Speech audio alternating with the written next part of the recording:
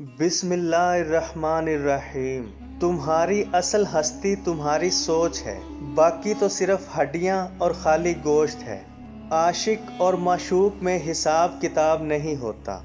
अपनी आवाज़ की बजाय अपने दलाइल को बुलंद करो, क्योंकि फूल बादल के गरजने से नहीं बरसने से उगते हैं। जो चीज़ आपसे छिन गई है उसका गम मत करें, क्योंकि वो किसी और शक्ल में आपको ज़रूर मिलेगी। थोड़ी देर के लिए कब्रिस्तान जा, खामोशी से बैठ और उन बोलने वालों की खामोशी को देख। ये दुनिया तुम्हारी जानों का कैद खाना है। खबरदार उस जानिब दौड़ो जो खुदा का मैदान है, इसलिए कि ये आलम महदूद है, यानी ये दुनिया महदूद है और अल्लाह लामहदूद है। अल्लाह ज़ाहिर की बजाय बातिन को और कल की बजाय हाल को देखता है।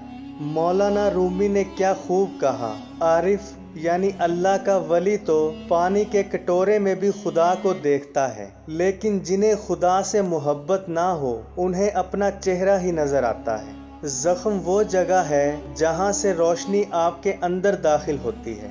खामोशी समंदर है और गुफ्तगू नहर की तरह है। तुझे समंदर तलाश कर रहा है, तू नहर की तलाश ना कर।